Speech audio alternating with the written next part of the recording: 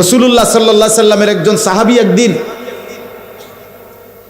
নবীজিকে জিজ্ঞেস করছে সামনে দাঁড়াইয়া, ইয়া রাসূলুল্লাহ, ঈমানের পরে সর্বশ্রেষ্ঠ সম্পদ কি? নবীজি বলছে হুসনে আখলাক, উত্তম চরিত্র। ওই সাহাবী ডান দিকে দাঁড়াইয়া আবার জিজ্ঞেস করছি, ইয়া রাসূলুল্লাহ, ঈমানের পরে সর্বশ্রেষ্ঠ নিয়ামত কি? নবীজি আবার বলছে হুসনে আখলাক, উত্তম চরিত্র। এই সাহাবী আবার বাম দিকে গিয়া আবার জিজ্ঞেস করছে, ইয়া রাসূলুল্লাহ, ঈমানের পরে সর্বশ্রেষ্ঠ সম্পদ কি? নবীজি বলছেন হুসনে আখলাক। এই সাহাবী আবার পিছন দিকে দাঁড়াইয়া আবার জিজ্ঞেস করছেন, ইয়া রাসূলুল্লাহ, ঈমানের পরে সর্বশ্রেষ্ঠ সম্পদ কি? আল্লাহর নবী বললেন, সাহাবী, তুমি কি বুঝতেছো না? উত্তম আখলাক, উত্তম আখলাক, উত্তম আখলাক, উত্তম আখলাক। তুমি যদি 1000 বারও বলো, আমি মুহাম্মদ 1000 বারই বলবো।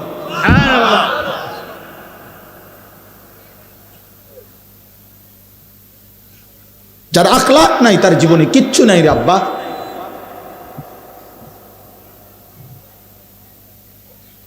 তুমি বুঝো না, পৃথিবীর কেউ বুঝে না। না, তোমার চেহারা দেখলে বোঝা যায় না তোমার চুলের কি হালাত, চেহারার কি হালাত। গুনাহ তোমারে কি করে বানাইছে কেউ বুঝে না। রাত 2টায় তুমি কি দেখো, কেউ বুঝে না। রাত 12টায় তুমি কি দেখো, কেউ বুঝে না। একাকী বন্ধুদের আড্ডায় তোমরা মোবাইলে কি করো, কেউ বুঝে না। না, সবাই সিরা খায় আর তুমি শুধু ভাত খাও না।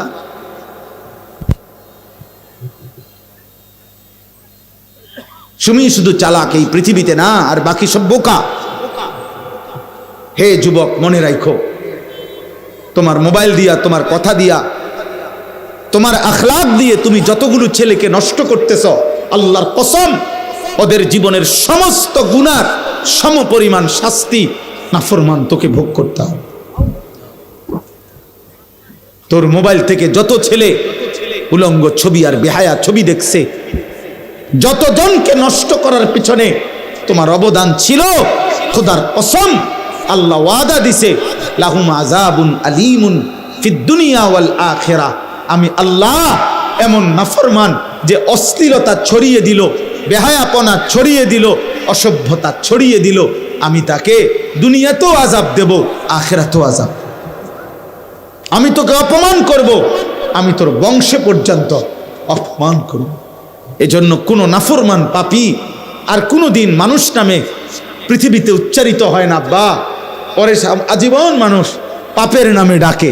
কোনো সুদখোরকে মানুষ আর মানুষ নামে ডাকে না, এরপরে তাকে আজীবন মানুষ সুদখোর বলে। কোনো নেশাখোরকে মানুষ আর মানুষ নামে ডাকে না, বলে সুদ, নেশাখোর, মদখোর, গাঁজাখোর, বাবাখোর। কোনো জুয়ারিকে মানুষ আর মানুষ নামে ডাকে না, বলে ও একটা জুয়ারি, ও একটা জুয়ারি। কোনো জেনাকার ব্যভিচারীকে মানুষ আর মানুষ নামে ডাকে না। একটা চরিত্রহীন, একটা লম্পট, একটা জেনাকার, একটা ব্যভিচারী, একটা অসৎ, এই ছাড়া অন্য নামে বলে না। তোমার কপালে এটাই জুটবে। অন্ধকারের গুনাহ, আল্লাহর নবী বলছে, উম্মত, তোমার রাত্রি গভীরের একাকী গুনাহ, অন্ধকারের, খোদার কসম নবী বলছে, দিনের আলোতে আল্লাহ তোমার চেহারায় ভাসায় দিবে। ইউরাফুল মুজরিমুনা বিসীমাহুম, কোরআনে আল্লাহ বলছে, প্রত্যেক পাপীকে চেনা যাবে তার গুনার চিহ্ন দেখে। গুনাই বলে দিবে, গুনাই বলে দিবে, গুনাই বলে দিবে। এক বেলা নামাজ পড়তে মন চায় না, কারণটা কি বোঝো না? গুনাহ। মসজিদে তোমার আজান হয়, তোমার কলিজার মধ্যে একটু নড়েও না, কারণটা কি? তুমি আস্তে, আজান হয়েছে, মুসল্লি মসজিদে ঢোকে, তুমি আস্তে এক সাইডে চলে গেলা। আহা, আমি বলি, আমি যে বলছি একটু আগে, আবারও বলি, প্রিয় ছেলেরা, বাবারা, একটা ছেলে মনে রাখো, যদি বিবেক থাকে তাকাইও, কোনো মসজিদে যখন আজান হয়, তো আজানের শব্দ শুনলে সর্বপ্রথম যেই প্রাণীটা ভাইগা যায় ওইটা হলো কুত্তা। এটা কুত্তার স্বভাব। কুত্তা আজানের আওয়াজ শুনলে ঘেউ ঘেউ করে, খেউ খেউ করে, আর ওইখান থেকে সরে যায়। এটা কুত্তার স্বভাব। তাকাইয়া দেখো। এই জন্য তুমি যখন চলে যাও আজান শোনার পরও মসজিদ ডিঙ্গাইয়া, তো সুযোগ থাকলে কুত্তার লগে একটা সেলফি উঠাইও, কারণ তোমরা দুইজন তো বরাবর। যদি সম্ভব হয় ওর সাথে একটা ছবি উঠাই, সবাইকে জানায়ও আমরা দুইজনকে কেমন লাগতেছে কমেন্টসে জানাবেন, সবাই জানাবে একরকমই লাগছে। ওইটাও পেশাব করে পানি নেয় না, টয়লেট পেপারে ঢিলা কুলুক ব্যবহার করে না তুমিও, ওইটাও সেজদা দেয় না তুমিও। তাবাকান নালু বিন নাল, এক জুতা আরেক জুতা সমান হয়েছে, এটার আরবিতে কয় আর কি, তাবাকান নালু বিন নাল, দোনো জুতা সমান হয়েছে, ঠিক মতো লাগছে। মানুষ কয় না জুতা পায়ে লাগছে নি দেখো, তো বলে যে হ্যাঁ ওই যে দেখো অসভ্য, অসভ্যই নিজে হাসে। এবার বলো কেমন লাগলো, এবার হেরে ধরো। এটাই আমি বলছি, এটাই বলছি ভাইয়া, মানুষ কোনোদিন ভালো নামে ডাকে না, তোমাকেও না, কাউকে না। কোন পাপী কোনোদিন মানুষের চোখে সম্মানিত হয়, মানুষ বোঝে। অফিকা উয়ুবুন ওয়ালিন্নাসে আয়ুনুন, আরবি ভাষার একটা গুরুত্বপূর্ণ প্রবাদ। আরবি ভাষায় বলা হয় তোমারও দোষ আছে, মানুষেরও চোখ আছে। তোমারও কি আছে, মানুষেরও কি আছে, মানুষ বুঝে, মানুষ বুঝে। মানুষ জুনায়েদ বাগদাদিকে ডাকাইত বলে না, ডাকাইতের জুনায়েদ বাগদাদি বলে না। মানুষ ইমানদারকে চরিত্রহীন বলে না, চরিত্রহীনকে লম্পটকে ইমানদার বলে না। অতএব এটাই সত্য। আমি বললাম ভাই, প্রিয় ভাই, নিজের উপরে দয়া করো। তোমার কথা শুধু তোমারে বললাম, এই পৃথিবী বাদ দাও, ঠিক আছে, তুমি স্বার্থপরের মতো হইলেও কমপক্ষে নিজের নিয়ে একটু ভাবো, তবুও নিজেকে নিয়ে ভাবো। মহান আল্লাহ পাক রব্বুল আলামিন আমাদেরকে বারবার এটা বলছেন, বান্দা আমি সূরা ফাতিহার প্রথম 4টা আয়াত পড়ছি, এই উদ্দেশ্যে বুঝাইতে চাইছি, লম্বা ব্যাখ্যা না,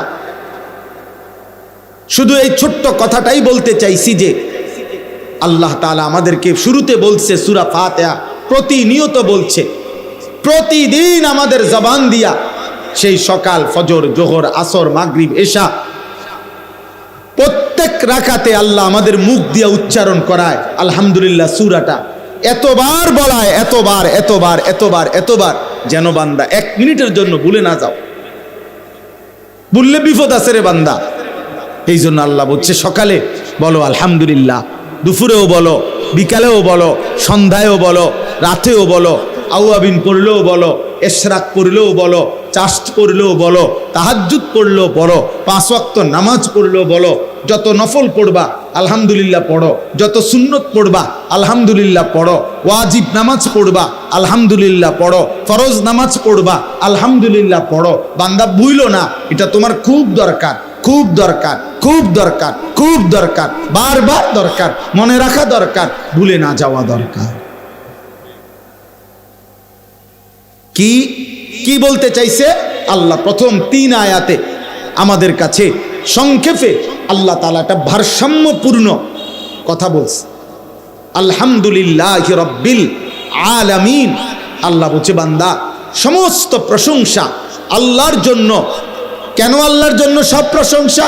আল্লাহ বলেন সব যে আমার, কথা বলে না, সব কার? এই কায়নাতে যেখানে যত আয়োজন, সব হাসি, সব ভালোবাসা, সব সুন্দর, সব কিছু আমার। তো আমার প্রশংসাটা তো কার হবে বান্দা বলো? আলহামদুলিল্লাহ, আলহামদুলিল্লাহ, আল্লাহর প্রশংসা। আল্লাহ বলেন রব্বিল আলামিন, আমি শুধু এই সৃষ্টি জগতের সৃষ্টিকর্তা না, বরং আমি এই জগতের সব কিছুর রব, পালন কর্তা। এই আজানের জবাব দেন, একটা আজানের জবাব দিলে উঠেন না, নামাজের সময় দেওয়া হবে, এই 2-4 মিনিটের সময়। আজানের জবাবে আশহাদু আন্না মুহাম্মাদার রাসূলুল্লাহ এটা যখন মুয়াজ্জিন বলে, তো আমরা যারা শুনে তাদেরও দায়িত্ব হুবহু এটা বলা, এরপরে সাল্লাল্লাহু আলাইহি সাল্লাম বলে। কিন্তু শুধু আশহাদু আন্না মুহাম্মাদার রাসূলুল্লাহ মুয়াজ্জিন বলছে মনে করেন, আমরা যদি বলি শুধু সাল্লাল্লাহু আলাইহি সাল্লাম, তাহলে আজানের জবাব হবে না। নবীজি সাল্লাল্লাহু আলাইহি সাল্লাম বলছেন মুয়াজ্জিন যেটা বলে তোমরা হুবহু সেটা বলো। তো মুয়াজ্জিন যে আশহাদু আন্না মুহাম্মাদার রাসূলুল্লাহ বাক্য পুরোটা কইলো, তা আপনি এটা বলতেন না, এইটা বলতে হবে। এরপরে বলবেন আলাদা সাল্লাল্লাহু আলাইহি ওয়াসাল্লাম, এটা তো স্বাভাবিক ডিউটি, মানে সবসময়ের ডিউটি। নবীজির নাম যখনই শুনবেন তখনই পড়বেন, তো এটা তো কমন ডিউটি। কিন্তু এখন একটা বিশেষ যে মুয়াজ্জিন যেটা বলছে এটা বলতে হবে। 2 নাম্বার হলো নবী সাল্লাল্লাহু আলাইহি সাল্লামের হাদিসের কিতাবে, নবীজির হাদিসের বর্ণনা হলো সব কিতাবে যে নবীজি বলছেন আজানের পরে দুরূদ শরীফ পড়তে, এরপরে দোয়া পড়তে। আমরা পড়ছি আলহামদুলিল্লাহ। আজানের পরে দুরূদ শরীফ, এরপরে দোয়া, এটাই হাদিসে আছে, এটা নবীজি সাল্লাল্লাহু আলাইহি সাল্লাম থেকে বর্ণিত আছে, আমরা এর দূরে পাইছি। এর অতিরিক্ত যারা করে এটা ওনারা পাইছে, আমরা পাই না। এটা আমাদের জ্ঞানের কমতি, আমাদের জ্ঞানের ঘাটতির কারণে আমরা আজানের আগে দুরূদ শরীফ কোন হাদিসের ভিত্তিতে পড়ে এটা আমরা পাই নাই। এটা আমাদের কমতি, আমরা তালাশ করে চাইছি, বাত্তি দিয়ে খুঁজা চাইছি, পাই না। এখন যারা পড়ে ওনারা পাইছে, আলহামদুলিল্লাহ। আমনে পাইলে আমনে পড়েন, বুঝেন নাই কথাটা? যিনি পাইছে এটা উনি পড়ে, তো ওই জন্য ওনারা পড়ে কেন এই দলিল দেওয়া আমার দায়িত্ব না, ওনার দায়িত্ব। কথা বোঝেন নাই? মোহাম্মদুল্লাহ যে পড়ে এটা হে দায়িত্ব দিব, হের দায়িত্ব হে দলিল দিব। আমারটার দলিল আমি বলছি যে এটা যে সবাই জানে, সব কিতাবে আছে। নবীজি সাল্লাল্লাহু আলাইহি সাল্লাম বলছেন আজানের পরে তোমরা দুরূদ শরীফ পড়ো, অতঃপর আমার উপরে কি পড়ো? এই দোয়া এটা পড়ো। আল্লাহ আমাদেরকে বুঝার তৌফিক দান করেন। তো আমি বলতেছিলাম, আমি শেষ করে দিচ্ছি। আল্লাহ, আমরা 7:10 ইনশাআল্লাহ বা 15তে আমরা নামাজ পড়বো ইনশাআল্লাহ, অজুর সময় দেওয়া হবে। তাইলে আল্লাহ তাআলা বললেন বান্দা আলহামদুলিল্লাহি রব্বিল আলামিন, আমি শুধু সৃষ্টিকর্তা না, বরং আমি রব। আমি আল্লাহ কি? রব। রব মানে কি? পালনকর্তা। পালনকর্তা মানে কি? এই রবের অর্থ যেই পালনকর্তা, 1 মিনিট শুধু বুঝেন। আল্লাহ তাআলা বলছেন রব মানে কি? তাফসীরে আছে তাবলীগুশ শাইই ইলা কামালিহি শাইআন ফাশাইআন, কোন জিনিসকে তার অনস্তিত্ব থেকে অস্তিত্বে এনে এরপরে প্রথম সেকেন্ড থেকে পূর্ণতার শেষ পর্যন্ত প্রতি ঘন্টা, প্রতি মিনিট, প্রতি সেকেন্ড, প্রতি মুহূর্ত যিনি যখন যা প্রয়োজন ওই সৃষ্টি বুঝুক বা না বুঝুক, জানুক বা না জানুক, তিনি নিজ থেকে সরবরাহ করে যাচ্ছেন প্রতি মুহূর্তে, প্রতি সেকেন্ডে, প্রতি ক্ষণে। তিনি রব আর তিনি শুধুই আল্লাহ। এমন সত্তা আর কেউ হইতে পারে না। এবার বলেন তো, আমরা যখন এই পৃথিবীতে আমাদেরকে অস্তিত্বে, আমরা ছিলাম না, আমাদেরকে পৃথিবীর অস্তিত্বে আনছেন কে? আল্লাহ। এবার আল্লাহ আমাদেরকে মায়ের পেট থেকে বের করার পর আমাদের খাদ্য পানি সব কিছুর প্রয়োজনীয় পৌঁছানোর দায়িত্ব নিছেন কত বছর বয়সে? 4 বছর বয়সে, 2 বছর বয়সে।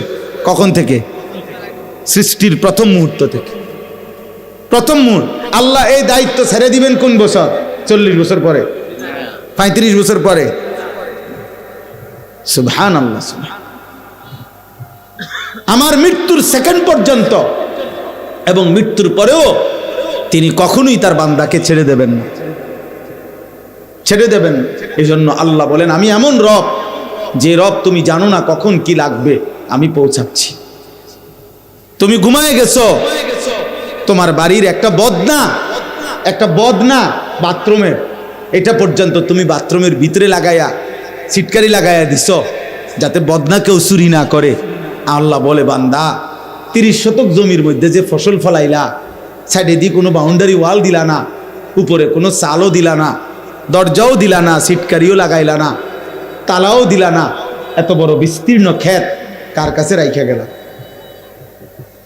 আল্লাহ বলে ঠিক আছে বান্দা, তুমি ঘুমাও, তোমার ফসল আমি রব্বুল আলামিন পরিমিত মাত্রায় আমি আল্লাহ সবুজ গাছ বানাবো, হলুদ করব, পাকায়া ফেলবো, ধান ছড়া বের করে দেব, সব ইন্তজাম আমি করে দেব তোমার জন্য। আমি তোমার রব, আমি তোমার রব। তুমি ডাকলেও আমি তোমাকে দেব, তুমি না ডাকলেও আমি তোমাকে দেব।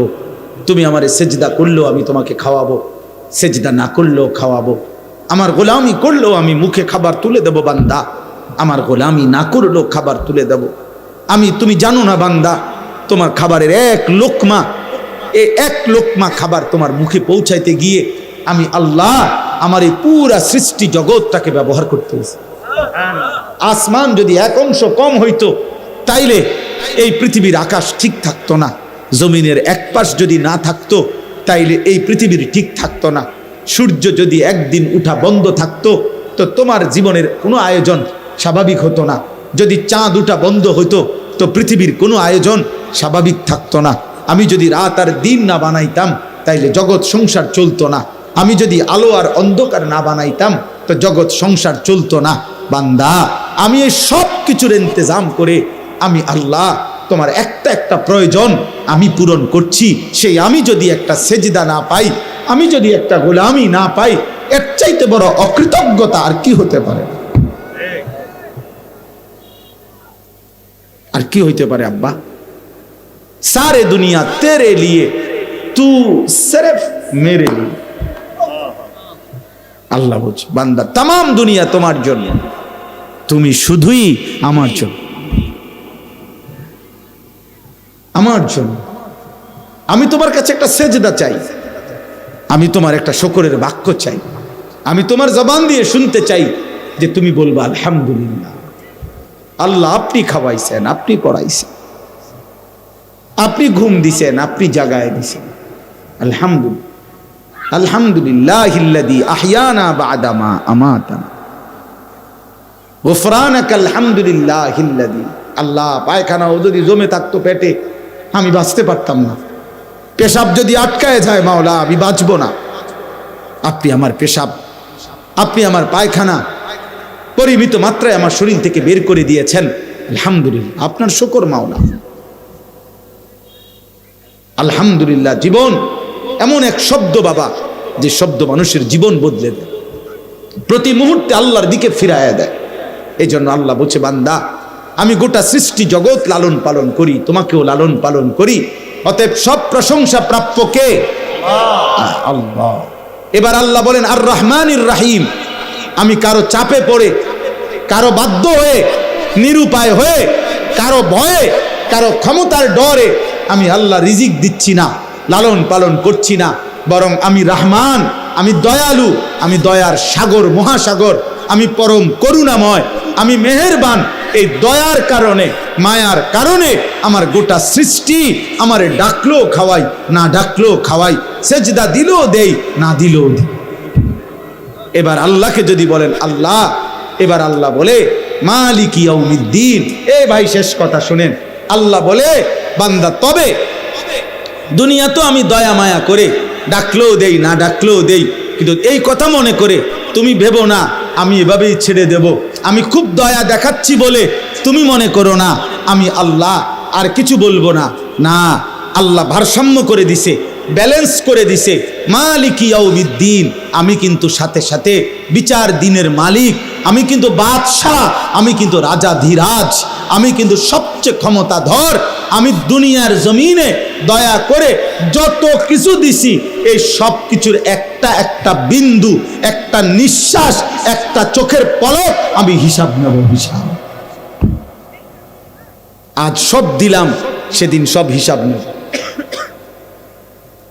কাজে এদিক সেদিক ঘুরা কুলাই পারতা না তুমি আমার সাথে, আমি নিয়ে আসবো তোমাকে হিসাব নেব। মালিকি ইয়াউমিদ্দিন, এই যে ভারসাম্য, সব দিলাম নাও, তবে আবার ফেরত নেব, আবার হিসাব নেব। এখন সব দিলাম, যাও।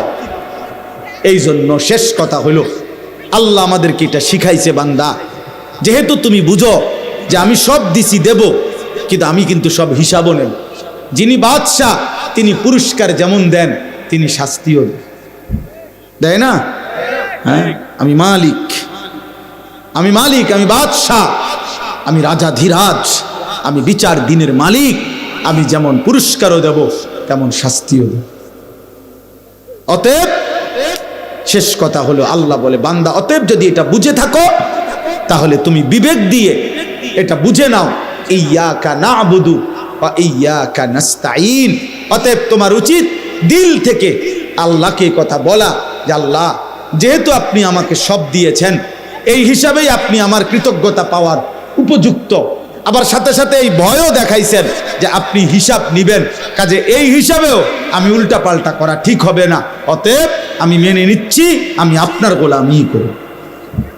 ইয়্যাকা না'বুদু, এবার শুধু শেষ, ওয়া ইয়্যাকা নাস্তাঈন। আল্লাহ, আমি ফয়সালা নিছি আপনারে মানব, আপনার গোলামি করব, তবে আমি দুর্বল মানুষ। আল্লাহ, আমি দুর্বল, কমজোর, আমি অক্ষম। আপনার কাছে আমি ওয়া ইয়্যাকা নাস্তাঈন সাহায্য প্রার্থনা করছি, আপনি আমারে সাহায্য কইরেন। আপনি যদি আমারে তৌফিক দেন, সাহায্য করেন, আমি সেজদাও দিতে পারবো, গোলামিও করতে পারবো, হালাল পথে চলতেও পারবো। আল্লাহ বলছে আচ্ছা ঠিক আছে। বলি আব্দি মা সাআলা, পরিষ্কার হাদিসে আছে কোন বান্দা যখন দিল থেকে সূরা ফাতিহা পড়ে আল্লাহ প্রত্যেক আয়াতের জবাব দেয়। আর আল্লাহ বলে বলি আব্দি মা সাআলা, এই শব্দ আছে হাদিসে। আল্লাহ নিজে বলে বান্দা তুমি যা চেয়েছো তাই তোমাকে দেওয়া হবে, তুমি যা চেয়েছো তাই তোমাকে দেওয়া হবে। তুমি আমার সাহায্য চাইছো, আমি করব, আমি করব, তুমি শুধু বলো আমার গোলামি করবা কিনা। এই জন্য আজকে কিশোর ভাই, নওজোয়ান ভাই, বয়স্ক বাবা, আজকের এই মাদ্রাসা খাদিজাতুল কুবরা, এই মাদ্রাসার এই মাহফিলে আমি সবার কাছে অনুরোধ করলাম, কিশোর যুবক তোমরা চরিত্র হেফাজত করো, নজর হেফাজত করো, আখলাকের হেফাজত করো। নারী দেখো না, অস্থির ছবি দেখো না বাপ, হারাম জীবনে কাটাইও না বাপ। এই জীবন 2 পয়সার মূল্য থাকবে না, কেউ তোমার দিকে থুতুও মারবে না, কেউ। মনে রাখবে, ফেরাউনের নাম এত বড় গাদ্দার, এই গাদ্দারের নাম পৃথিবীর কোনো কুত্তার নামও নাই, নমরুদ নামে কোনো কুত্তার নামও নাই, আবু জেহেল নামে কোনো কুত্তার নামও নাই। নাফরমানের নাম থাকে না রে বাপ। পৃথিবী ঘৃণা ভরে প্রত্যাখ্যান করবে তোমাকে। তুমি নষ্ট হয়েও না, সেজদা দাও, নামাজ পড়ো, আল্লাহর গোলামি করো। আর বাবাদের সবাইকে বলি জীবনটা সুন্দর করে, শেষ বয়সটা নবীজির একটা একটা সুন্নাত প্রত্যেকে আমল করার চেষ্টা করো। নবীর সুন্নাত, এটাই আমাদের জীবন। সুন্নাতেই আখিরাত, সুন্নাতেই ভালোবাসা, সুন্নাতেই অনুসরণ, সুন্নাতেই আল্লাহর মহব্বত, সুন্নাতেই জান্নাত, সুন্নাতেই কামিয়াবি, সুন্নাতেই আমলনামা ডান হাতে, সুন্নাতেই ফুলসেরাত বিজলির মতো পার হবে। সুন্নাত বিহীন জীবন সুন্দর হয়। আমরা প্রত্যেক দিন সুন্নাতের বই বিক্রি করি। এই যে তালিমুস সুন্নাহ, প্রতিদিন আমার গাড়িতে আমি বিক্রি করি একটা সুন্নাতের বই, 600 পৃষ্ঠা ব্যাপী, বাংলা ভাষায় 600 পৃষ্ঠায় পূর্ণাঙ্গ প্রামাণ্য নবীর জীবনের ছোট্ট থেকে ছোট্ট বড় সকল সুন্নাত এই কিতাবটার মধ্যে আছে। আমাদের ঢাকা গাজীপুরের বাংলাদেশের একজন বড় বুজুর্গ আল্লাহওয়ালা অধ্যক্ষ মিজানুর রহমান চৌধুরী কাপাসিয়ার হজরতের এই বই লেখা। অনেক ওলামায়ে কেরামের তত্ত্বাবধানে হজরত এই বইটা লিখছেন। আমি অনুরোধ করব যাদের সুযোগ হয় 400 টাকা মূল্যে আমাদের এই কিতাব যাওয়ার সময় কিনবেন। আর একটা মিনিট আপনাদের কাছে, আমি যেহেতু আসছি মহব্বত করে, আমরা সবাই বসছেন, কিশোর ভাই, নওজোয়ান ভাই, বাবা, কোরআনুল কারীমের মধ্যে কথা স্পষ্ট আছে, আল্লাহর কথা হওয়ার পর যে ব্যক্তি বিমুখ হয়, অমান আযলামু মিম্মান যুক্কিরা বিআয়াতি রাব্বিহ সুম্মা আ'রাযা আনহা, আল্লাহ বলেন তার চাইতে নিকৃষ্ট জালেম আর কেউ হতে পারে না, যার সামনে আমার আয়াত পড়া হলো অথচ সে তার থেকে মুখ ফিরাই নিল। বিমুখ, আল্লাহ বলেন সে বড় জালেম।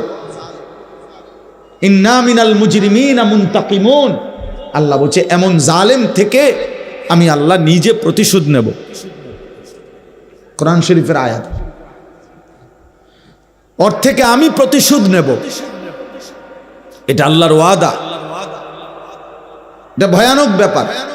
কোরআনুল কারীমের মধ্যে আছে, ওয়া ইযা তুতলা আলাইহি আয়াতুনা ওয়াল্লা মুস্তাকবিরান। এই ছেলে, ওই মোবাইলটা নামাও। কাআল্লাম ইয়াসমাআহা কাআন্না ফি উযুনাইহি ওয়াকরা। সূরা লুকমানের আয়াত। আল্লাহ বলেন, আমার নাফরমান বান্দা এমন, আমার কোরআন যখন তার সামনে পড়া হয়, ওয়াল্লা মুস্তাকবিরান, সে অহংকার করে মুখ ফিরিয়ে নেয়, মুখ ফিরিয়ে নেয় অহংকার করে। কাআল্লাম ইয়াসমাআহা, এমন একটা ভাব নেয় যেন সে শুনে নাই। কাআন্না ফি উযুনাইহি ওয়াকরা, অথবা এর চাইতে জঘন্যতা হলো সে যেন এমন একটা চেহারা বুঝায় যে সে কানেই শুনে না। আব্দুল সত্তার ভাই এনে আইন, মাশাআল্লাহ, এনে আসেন, এনে আসেন। কাআন্না ফি উযুনাইহি ওয়াকরা, যেন কানের মধ্যে বধির, কানেই শুনে না, আগের থেকেই শুনে না, এমন একটা চেহারা, এমন একটা ভাবসাব, এমন একটা ভাবসাব। শুনেন মিয়া, আল্লাহ বলেন এমন অহংকারী, আমার কোরআন থেকে যে বিমুখ হয়, আমার কথার থেকে যে প্রত্যাখ্যান করে, ফাবাশশিরহু বিআযাবিন আলীম। হে নবী, আপনি এই নাফরমানকে অত্যন্ত মর্মান্তিক, পীড়াদায়ক, যন্ত্রণাদায়ক আযাবের সুসংবাদ দেন। আল্লাহ বিদ্রুপ করে বলছে, বিদ্রুপ, ওরে সুসংবাদ দেন যে ওরে ভয়ানক আযাব দেওয়া। আযাবটা তো সুসংবাদ না, অথচ এটা বিদ্রুপ করে বলছে আপনার জন্য সুসংবাদ, আপনার কপালে দুর্দশা আছে। আপনার জন্য সুসংবাদ, আপনার কপালে রবের আযাব আছে। এই জন্য প্রিয় ভাই, বাবা, নওজোয়ান, আমি অনুরোধ করছি, তোমার মতো তুমি চইল না, নিজেকে নিজে চালাক ভাইব না বাবা, নিজেকে নিজে বুদ্ধিমান মনে করো না। এই পৃথিবীর কোনো যুগে, কোনো কালে পৃথিবীতে যে নিজের উপরে নিজে চলছে, ওরে মানুষ কোনোদিনও বিবেকবান বলে নাই। আল্লাহ কোরআনুল কারীমের মধ্যে বলছেন, নিজের মন মতো, নিজের চাহিদা মতো, নিজের মনের ইচ্ছা মতো যে চলে, আল্লাহ তাকে উদাহরণ দিছে কুত্তার সাথে। কোরআনুল কারীমের আয়াত। আল্লাহ নিজে বলছে তার জিন্দিগি কুত্তার জিন্দিগি, কুকুর, কুকুর, ওই জীবন কুত্তার জীবন, যে জীবন কারো বাধা মানে না, বিধি নিষেধ নাই, হালাল হারাম বলতে কিছু নাই, আল্লাহ রসুল বলতে কিছু নাই, দিন শরীয়ত বলতে কিছু নাই। আমার জন্য অনুমতি কি, নিষেধ কি, হালাল কি, হারাম কি, না না, আমার মনে যা চায় তা। আল্লাহ কোরআনে বলছে, ওয়াত্তাবা হাওয়াহু ফামাসালুহু কামাসালিল কালব। মনের চাহিদার অনুসরণ করে, তার উদাহরণ কামাসালিল কালব, কুত্তার মতো। ওই জীবন কুকুরের মতো। কুকুরের বৈশিষ্ট্য, কুকুর বিরানিতেও মুখ দেয়, পায়খানাতেও মুখ দেয়। এজন্য নাফরমানের স্বভাব এটা, ও হালাল হারাম মানে না। হ্যাঁ, ভালো টাকাও নেয়, সুদের টাকাও নেয়, মাকেও দেখে, আবার রাস্তার নর্তকীও দেখে, বেহায়া নারীও দেখে, মধুও খায়, মদও খায়, সালামও দেয়, গালিও দেয়। বুঝেন নাই? হালাল হারামের কি নাই? পার্থক্য নাই। এ জানোয়ারের আখলাক। হালাল হারাম এই পার্থক্য যার মধ্যে নাই, ওর আচরণ, ওর জিন্দিগি কুকুরের জিন্দিগি, জানোয়ারের জিন্দিগি। এজন্য তুমি মনে করো না যে এই সমাজের কেউ তোমাকে কিছু বলে না, এই কারণে তুমি মুক্ত, তুমি স্বাধীন, তুমি আজাদ। না না বাবা, আল্লাহ তাআলা বলছেন, বান্দা আমি যত কিছু দিয়েছি, আমি তত কিছুর হিসাবও নেব। গোটা দুনিয়া তোমাকে ছেড়ে দিলেও আমি আল্লাহ ছাড়ব না, আমার কাছেই ফিরতে হবে। ওয়া ইলাইহি তুরজাউন, আল্লাহর কাছেই তোমরা ফিরে আসবে। ওয়া ইলাইহিল মাসির, আল্লাহর কাছেই তোমাদের। আপনারা এদিকে তাকান, ওরা ওদের ফিকির করুক, আপনারা আমার দিকে তাকান। আপনারা তাকাইয়া করবেন কি? এখানে বৈশা তাকা তামসা দেখেন। এই জন্য আমরা প্রত্যেকে এটা বোঝা উচিত। আল্লাহ বলছে বান্দা ঘুরে ফিরে আমার কাছে আসতে হবে। যত দিকেই যাও না কেন বান্দা, সেজদা দিতে দিতে আব্দুল কাদের জিলানী হলেও মৃত্যু হবে, নাফরমানি করতে করতে ফেরাউন নমরুদ হলেও মৃত্যু হবে। চলে আসতে হবে। তুমি হাসলেও মরে যাবা, কাঁদলেও মরে যাবা, সুখে থাকলেও মৃত্যু হবে, দুঃখে থাকলেও মৃত্যু হবে। রাজপ্রাসাদের অট্টালিকায় তারও মৃত্যু হবে, জীর্ণ কুঠির কুড়ে ঘরে তারও মৃত্যু হবে। জীবনভর যে সুখে তারও মৃত্যু হবে, জীবনভর যে দুঃখে তারও মৃত্যু, তারও মৃত্যু হবে। চলেই যেতে হবে। ওয়াজাআত সাকরাতুল মাউত বিল হক যালিকা মা কুনতা মিনহু তাহিদ। আল্লাহ বলে বান্দা তুমি বারবার মৃত্যু থেকে পলায়ন করেছিলে, আজ সত্যি সত্যি মৃত্যু যন্ত্রণা চলেই আসলো, তুমি চলেই গেলা, তুমি চলেই যাবা, থাকতে পারবা না, থাকতে পারবা না। হাত্তা ইযা জাআ আহাদাহুমুল মাউত ক্বালা রাব্বিরজিউন। আল্লাহ বলছে যখনই বান্দা মৃত্যুর সময় হয়ে যায়, মালাকুল মউত আজরাইল আসে, প্রত্যেক নাফরমান পাপী আল্লাহকে বলে আল্লাহ আর কিছুদিন দুনিয়ায় থাকতে দেন, লাআল্লি আ'মালু সালিহান ফীমা তারাকতু। আর বলে আল্লাহ যেই নেক আমলগুলো ছুটে গেছে এবার আর কিছুদিন যদি দুনিয়ায় থাকতে দেন আমি নেক আমল করব। কোরআনে আছে, আল্লাহ বলেন কাল্লা, কখনোই না, কখনোই না বান্দা, মৃত্যুর সময় হলে আমি কাউকে সুযোগ দিই না। যদি আজরাইলকে সামনে এনে সুযোগ দিতাম ফেরাউনকে, তো ফেরাউনও ভালো হয়ে যেত। আজরাইলকে সামনে এনে যদি নমরুদকে সুযোগ দিতাম তো নমরুদও ভালো হয়ে যেত, কিন্তু আমি দেই না। ওয়ালান ইউআখিরাল্লাহু নাফসান ইযা জাআ আজালুহা।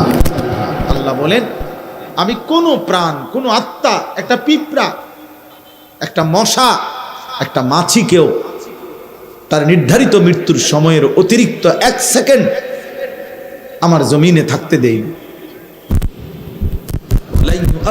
কখনোই না, কখনোই না।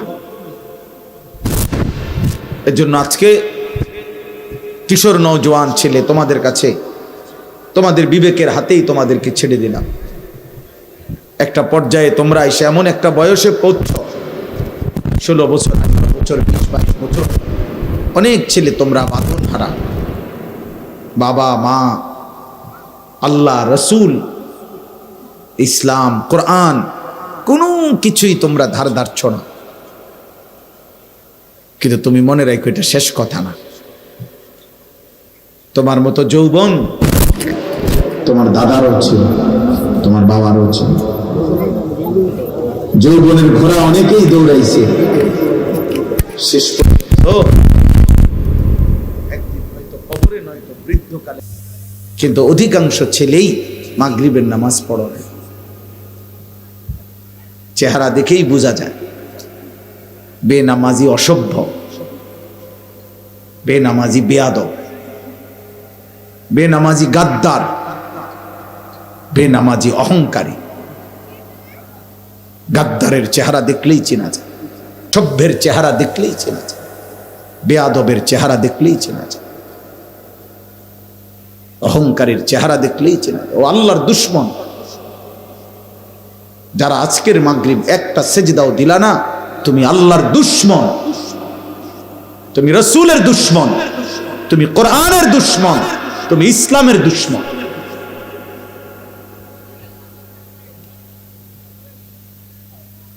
তোমার মতো নাফরমানের ভালোবাসা দিয়ে কারো কিচ্ছু আসে যায়,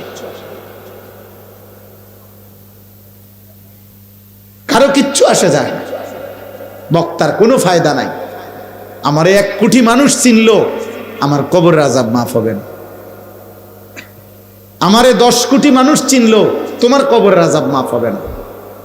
আমার দ্বারা আমারও ফায়দা নাই, আমার জনপ্রিয়তা দ্বারা তোমারও কোনো ফায়দা নেই। এগুলা দুনিয়া যাদের দরকার, যারা দুনিয়ায় ক্ষমতা চায়, পদ পদবি চায়, তাদের দরকার জনপ্রিয়তা, তাদের ভোট দরকার, তাদের সকলের সমর্থন দরকার, তাদের আমার ভোটার, আমার ভোট দরকার। এবার ইমান আছে না নাই, খারাইয়া মুতে না বইয়া মুতে, আমার তো দরকার, আমার ভোট দরকার। আমার দরকার একটা ভোট। কিন্তু যার আখিরাত দরকার, তার সেজদা দরকার, তার গোলামি দরকার, আল্লাহর বন্দেগী দরকার, রাসূলুল্লাহ সাল্লাল্লাহু আলাইহি সাল্লামের অনুসরণ দরকার। বলো বাপ, প্রয়োজনে উঠে যাও, এখন উঠে যাও, আমি অনুমতি দিলাম। বেনামাজি উঠে যাও বাপ, তোমার মতো নাফরমান না বসলেও ভালো ছিল, আমার কোনো অসুবিধা হবে না, আমি কোনো অসুবিধা বিব্রত হব না। আমি 4 জন মানুষের সামনে ওয়াজ করছি, 4 ঘন্টা, 3 ঘন্টা, 3.5 ঘন্টা। আমি তাই যে 6 মাস ওয়াজ করি না। আল্লাহর দয়ায়, মালিকের দয়া 21 বছর হবে, 21 বছর হাইটা হাইটাও গেছি মাহফিলে। কাজেই এটা আহামরি কিছুই না। এই হুলস্থুল, এই কেন নামাজ পড়লা না? তুমি জানো তুমি আসবা মাহফিলে, তুমি জানো আজকে তোমার মনে ইচ্ছা আছে ওয়াজ শুনবা, তো মালিককে সেজদা দিলা না কেন? আল্লাহকে সেজদা দিলা না কেন? আল্লাহকে সেজদা না দিয়ে একজন বক্তার কথা শুনবার জন্য দৌড়ে আসলাম, কি লাভ হলো? ছবি উঠাইবা আমার লগে, তো দাঁড়াও আমি আসি তোমাদের কাছে, ছবি উঠাও, একটা ছবি উঠাও, একটা ছবি উঠাও, এরপরে দাও ফেসবুকে। বিবেকবান মানুষ বলবে তুই কি হুজুরের মতো না হুজুর তোর মতো?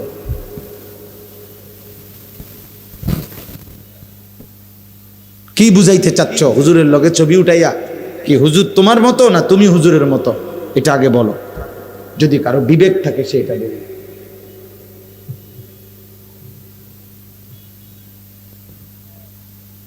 যদি ইনসাফ থাকে এটা বলবে। অতএব দোস্ত আমার, বাবা আমার, প্রিয় সন্তান, ঠিক করলা না, ঠিক করলা না।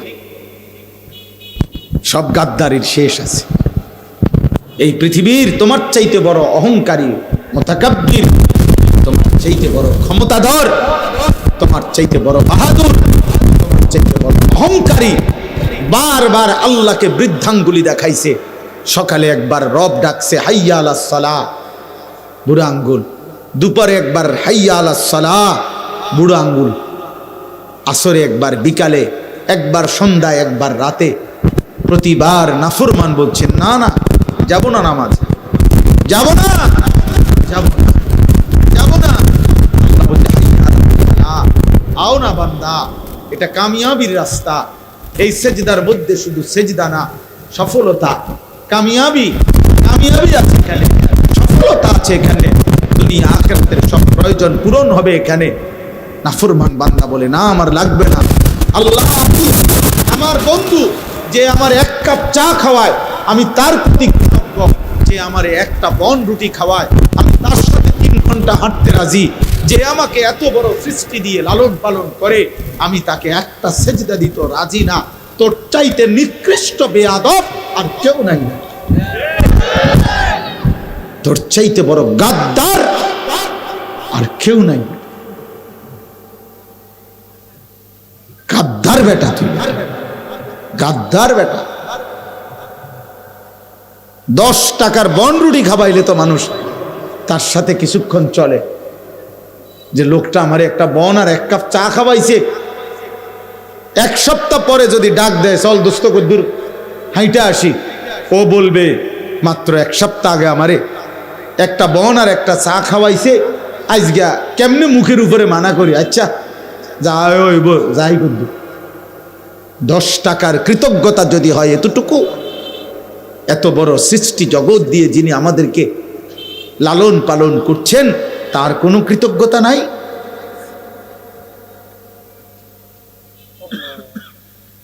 তার কোনো কৃতজ্ঞতা নাই? তিনি একটা সেজদা প্রাপ্য না? আহা আহ ওই জিব্বা কেমন জিব্বা, যে জিব্বা একবার 24 ঘন্টা পার হয়ে যায়। এমন অনেক নাফরমান আছে মুসলিম পরিচয়ধারী, তার মুখ দিয়ে একবার আল্লাহ এই শব্দটাও বের হয়। এই হাইওয়ান, এই জানোয়ার জানেও না তার রব। মানুষ নামের এই পশু বলতেও পারে না তাকে সৃষ্টি করলো কে। এক পেট খানা খাইলো দুপুর বেলা, আগে বা পরে নাফরমান একবারও বলল না মালিক আপনার শুকর। এক মগ পানি পান করলো, রবের কাছে একবারও বলল না মালিক আপনি পান করাইছেন, শুকর শুকর আপনার। 8 ঘন্টা রাত গভীর ঘুমাইলো, ঘুম ভেঙ্গে একবারও বলল না কে তারে ঘুম বাড়াইলো, কে তারে ঘুম থেকে জাগাইলো। এত অকৃতজ্ঞ মানুষ হয়? এত অকৃতজ্ঞ হয় মানুষ? প্রিয় সন্তান, ভাবো তোমার যদি এক বিন্দু বিবেক থাকে, যাররা পরিমাণ আকল থাকে, দিমাগ থাকে, যদি পাগল না হইয়া থাকো, যদি মাতাল না হও, যদি প্রতিবন্ধী না হও, যদি সুস্থ সবল স্বাভাবিক বিবেকবান কোনো মানুষ হইতে পারেন, প্রত্যেকেই ভাবেন, আপনারা বাবারা ভাবেন, আপনাদের চোখের সামনে আপনাদের ছেলেরা এক ওয়াক্ত নামাজ না পড়ে প্রতিদিন পার করে দিতেছে, আপনারা কোনো কান্না নাই, আওয়াজ নাই, কোনো শব্দ নাই, আপনারা আরামসে বিড়ি খাইতেছেন, চা খাইতেছেন, চা দোকানে গপ করতেছেন, আপনারা বসে বসে কেবল ভাত মাছ বিল্ডিং জায়গা জমি এরই হিসাব করতেছেন। আহা, এত বেখবর মুসলিম মা বাবা হওয়ার কথা না। মুসলমানের মা বাপ এত বেখবর হওয়ার কথা না, এত বেখবর হওয়ার কথা না। এত বেখবর হইলে সন্তান টিকে না, পরিবার টিকে না, ফ্যামিলি টিকে না।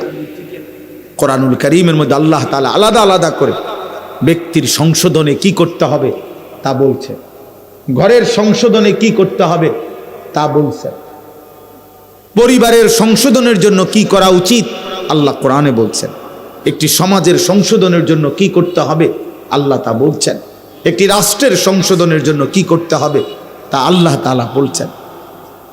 নবী সাল্লাল্লাহু আলাইহি সাল্লাম বিস্তারিত ব্যাখ্যা করে দিয়েছেন, ব্যাখ্যা করে দিয়েছেন আল্লাহর নবী সাল্লাল্লাহু আলাইহি সাল্লাম। উম্মতকে বারবার বলছেন, কোরআন বারবার শিখাইছে। আল্লাহ আমাদেরকে হেফাজত করেন। অতএব আজকে শুরুর কথা এটা বললাম, তোমরা এতটা দ্রুত দৌড় দিয়ে আইলা, অবাক লাগলো। এতগুলো ছেলে মাশাআল্লাহ অস্থির হইয়া দৌড় দিয়া 5 মিনিটের ভিতরে এই জায়গাটা খালি ছিল, এতগুলো মানুষ ছিল না। তোমরা এইভাবে দৌড়াইয়া সব আইলা। আপনারা ভাবেন, ইনসাফ করে দেখেন, তোমরা যাদের বয়স 30 বছরের নিচে, তোমরা হাত তোলো তো, তোলো ভাই, তোলো তোলো, লজ্জা করো, এমনি বলছি, তোলো। দেখেন, দেখছেন? নামাও, হাত নামাও। তাইলে বাবা এবার তোমরা বলো, এবার আমার একটা শুধু জরিপ কও, আমার একটা কথা বুঝতে একজনই বোঝো, আমি ভোটের জন্য বলি না, কাজেই সবাই সমানভাবে বুঝবে না বুঝবে এটা আমি জানি না, এটা মালিকের ফয়সাল। কিন্তু আমি একটা ছেলেই যদি বুঝো, আমি বলতে চাই এইখানে যে যদি 2, 4, 500 ছেলে হয়, ধরে নিলাম 500 ছেলে, তাহলে এই 500 জন কিশোর যুবক 30 বছরের নিচে যাদের বয়স, এরা ধরে নেন এরা সর্বোচ্চ এই আশপাশের 20 থেকে 30 কিলোমিটার জায়গার ছেলে, বোঝেন নাই হিসাবটা? সর্বোচ্চ 30 কিলো, তাহলে 30 কিলোমিটার। এখানে শ্রোতা নর্থ বেঙ্গল থেকে আসে নাই, হ্যাঁ ধরে নিলাম 30, তো এখানে পার্বত্য চট্টগ্রাম থেকে কেউ আসে নাই, এখানে কেউ রংপুর, দিনাজপুর, ঠাকুরগাঁও থেকে আসে নাই, এখানে বরিশাল, খুলনা থেকে কেউ আসে নাই, এখানেরই আশপাশের 20 থেকে 30 কিলো ধরলাম আমি সর্বোচ্চ। তাহলে দোস্ত আমার কথাটা তুমি বুঝো, 30 কিলোমিটার এরিয়ার মুসলিম কিশোর যুবক 500 জন এখানে, এই 500 জনের মধ্যে যদি 450 জনে নামাজ না পড়ে, তাহলে এই জাতির সারাটা অঞ্চল দেশটার হালাত কি? মুসলিম কিশোর যুবকের আমাদের ভবিষ্যৎ কি? এমন যদি হইতো যে পুরা বাংলাদেশ মিলাইয়া 10 কোটি মুসলমানের মধ্যে এই কয়জন শুধু নামাজ পড়ে না, তাইলে তো মনটারে বোঝাইত। মনে করো 20 কিলোমিটারের ভিতরে যদি এত বেশি না বেনামাজি, তোমরা তাকাইয়া দেখো, তাহলে সারা দেশের চিত্র কি? আমাদের ইসলামের হার আত্মসমালোচনা করি আমরা, আমাদের সমালোচনা আমরা করি, মানে আমাদের ইসলাম, আমরা মুসলমান, আমাদের সন্তান নিয়ে আমরা ভাবি। তাহলে আগামী দিনে আমাদের পরিণতি কি হবে? রাষ্ট্রের ক্ষমতায় কে যাবে না যাবে সেটা তো ভিন্ন বিষয় রে বাপ, কিন্তু জান, মাল, ইজ্জত, আব্রুর নিরাপত্তা হবে কিনা? তোমার বোন নিরাপদ থাকবে কিনা? তোমার মা নিরাপদ থাকবে কিনা? তোমার জীবনের নিরাপত্তা থাকবে কিনা? তোমার ছোট্ট ভাই 4 বছরের, 3 বছরের, ও আখলাকের উপরে, চরিত্রের উপরে আগামী দিনে বড় হবে কিনা? তুমি ইনসাফ করো। একটি সমাজের সংখ্যাগরিষ্ঠ মুসলমান যদি এভাবে আল্লাহর নাফরমানিতে ডুবে যায়, এর পরবর্তী জেনারেশন কি শিখবে? একটা ছেলে যদি 4 বছরের বাচ্চা যদি বুঝ হওয়ার পর থেকেই দেখে তার ঘরের প্রত্যেকের হাতে হাতে বড় মোবাইল, সবাই সবার আপন জায়গায় মোবাইল টিপতেছে, এই ছোট্ট বাচ্চাটাকে কোলে নেওয়ার মতো, একটা ভালো কথা শিখাবার মতো মার হাতে সময় নাই, বাবার হাতেও সময় নাই, বড় ভাইয়ের হাতেও সময় নাই, বড় বোনের হাতেও সময় নাই, প্রত্যেকেই নিজ নিজ মোবাইল নিয়ে ব্যস্ত। তো এই বাচ্চা কি নিয়ে বড় হবে? হ্যাঁ, ওকে আখলাক শিখাবে কে? বলো না আব্বা, ওকে মানুষ করবে কে? তোমার বয়স মাত্র 16 বছর, তোমার মোবাইলের আসক্তি এত বেশি, নারী তোমার এত দরকার হয়ে গেল, উলঙ্গ ছবি তোমার এত দরকার, নর্তকী তোমার এত দরকার।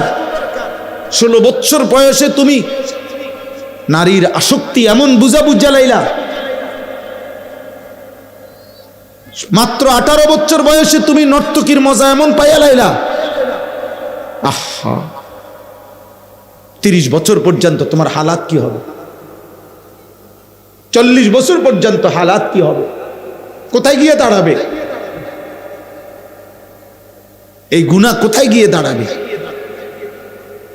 এই জন্য বললাম, একজন ভাবেন, একজন নওজোয়ান ভাই, একজন ভাবো, বাবারা আপনারা ভাবেন, আপনাদের সন্তান কোন দিকে যাচ্ছে আপনারা বলেন। আল্লাহর নবী সাল্লাল্লাহু আলাইহি ওয়াসাল্লাম বলেন, মা নাহালা ওয়ালিদুন ওয়ালাদাহু মিন নুহলিন মিন আদাবিন হাসান।